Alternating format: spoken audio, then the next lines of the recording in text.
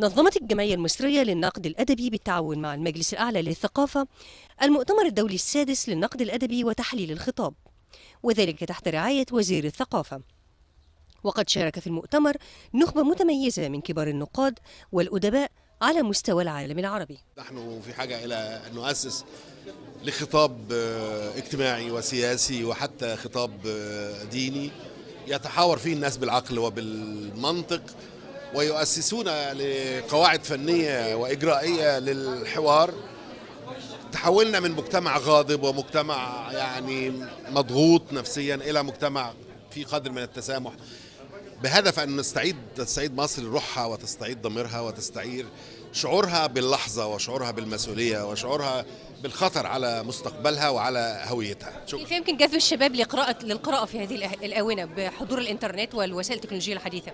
يعني لا، هو ده موضوع واقع ويجب أن نتعامل معه، ويجب على محللي الخطاب وقارئي الخطاب ونقاد الخطاب أن ينتبهوا إلى هذا، لأنه أصبح فيه جيل مش متابع للجيل الأكبر، الجيل اللي غالبا يعني مهتم بالحوار في الصالونات وفي الجمعيات الأدبية وكذا. لابد أن نعنى بهذا الجيل، لأنه يعني احنا بنلاحظ ان في خطاب بيتم يعني طرحه والتعامل معه والردود عليه في غيبة يعني الجماعات الثقافية الكبيرة، فيجب أن يكون هناك نوع من الحوار بين الاثنين.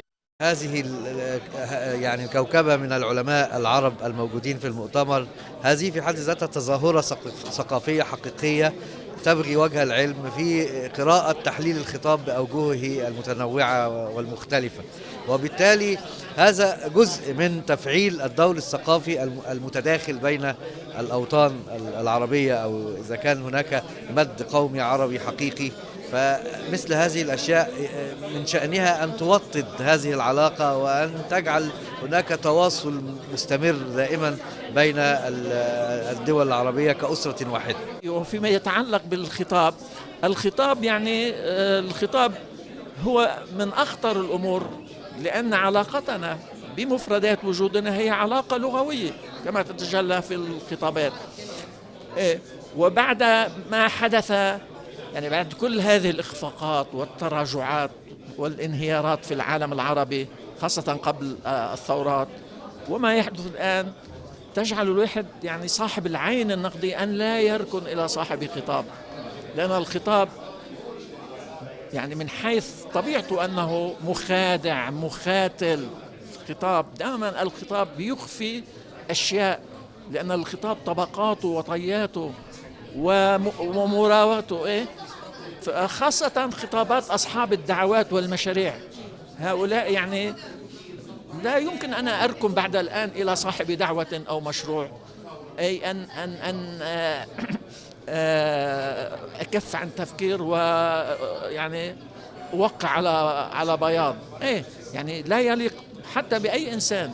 وأنا أعتبر اليوم أن الناس أيضا اكتسبت وعي جديد، كل الناس، وهذا ما يدعوني دوما إلى أن أقول أننا نحن المثقفين يعني فاجأتنا الثورات، مع أننا نحن كنا دعاة ثورة وحرية وعدالة، فإذا بالثورات تفاجئنا من القوى الجديدة الأجيال الجديدة، والشعوب العربية خرجت.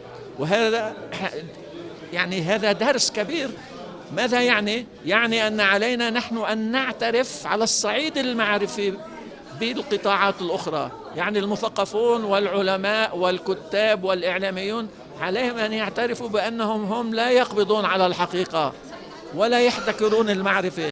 تظل القاهرة منارة للثقافة تضم تحت لوائها جميع الأشقاء العرب من أجل صياغة فكر وثقافة جديدة للمنطقة العربية. إيمان طلعت لبرنامج صباح.